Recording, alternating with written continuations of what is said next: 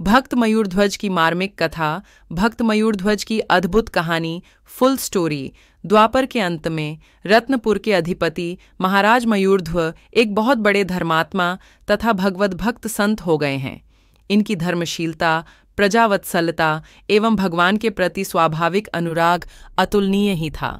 इन्होंने भगवत प्रीत्यर्थ अनेकों बड़े बड़े यज्ञ किए थे, करते ही रहते थे। एक बार इनका अश्वमेध का घोड़ा छूटा हुआ था और उसके साथ इनके वीर पुत्र ताम्रध्वज तथा प्रधानमंत्री सेना के साथ रक्षा करते हुए घूम रहे थे। उधर उन्हीं दिनों धर्मराज युधिष्ठिर का भी अश्वमेध यज्ञ चल रहा था और उनके घोड़े के रक्षक रूप में अर्जुन और उनके सारथी स्वयं भगवान श्री कृष्ण साथ थे। मणिपुर में दोनों की मुठभेद दियाच हो गई।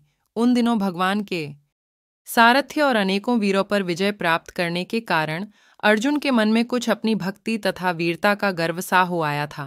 संभव है इसीलिए, अथवा अपने एक छिपे हुए भक्त की महिमा प्रकट करने के लिए भगवान ने एक अद्भुत लीला रची। परिणामतः युद्ध में श्रीकृष्ण के ही बल पर मयूरध्वज के पुत्र ताम्रध्वज ने विजय प्राप्त की और श्रीकृष्ण तथा अर्जुन दोनों को मूर्छित करके वह दोनों घोड़ों को अपने पिता के पास ले गया। पिता के पूछने पर मंत्री ने बड़ी प्रसन्नता से सारा समाचार कह सुनाया, किंतु सब कुछ सुन लेने के पश्चात मयूरध्वज ने बड़ा खेद प्रकट किया। उन्होंने कहा, तुमने बुद्धिमानी का काम नहीं किया।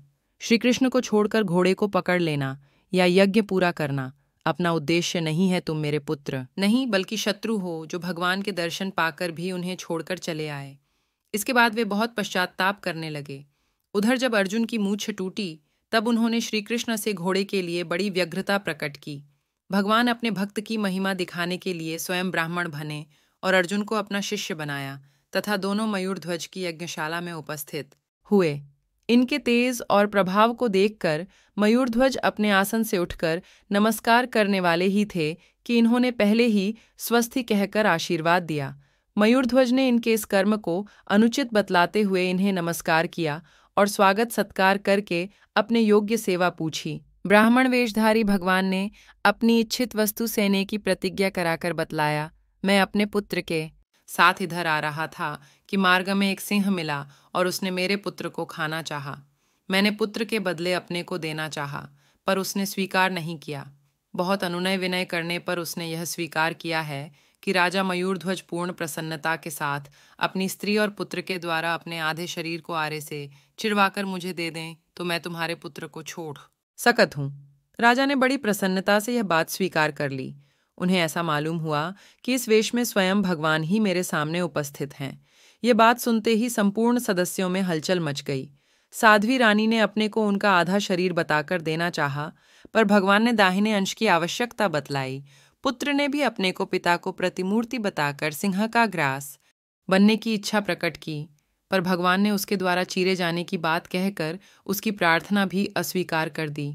अंत में 2 खंभे गाड़कर उनके बीच में हंसते हुए और उच्च स्वर से भगवान के गोविंद, मुकुंद, माधव आदि मधुर नामों का सस्वर उच्चारण करते हुए मयूरध्वज बैठ गए और उनके स्त्री पुत्र आरा लेकर उनके सिर को चीरने लगे।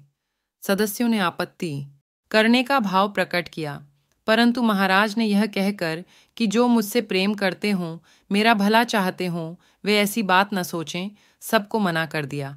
जब उनका शरीर चीरा जाने लगा तब उनकी बाईं आंख से आंसू की कुछ बूंदें निकल पड़ीं, जिन्हें देखते ही ब्राह्मण देवता बिगड़ गए और यह कहकर चल पड़े कि दुख से दी हुई वस्तु में नहीं लेता, फिर अपनी स्त्री को।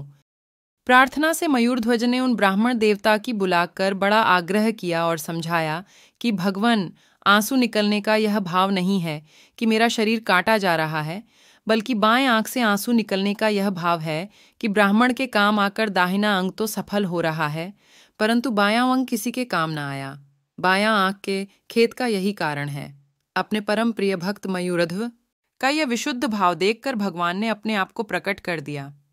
शंख चक्र गदाधारी, चतुर्भुज, पीतांबर पहने हुए मयूर मुकुटी प्रभु ने अभयदान देते हुए उनके शरीर का स्पर्श किया और स्पर्श पाते ही मयूरध्वज का शरीर पहले को अपेक्षा अधिक सुंदर, हृष्ट-पुष्ट एवं बलिष्ठ हो गया।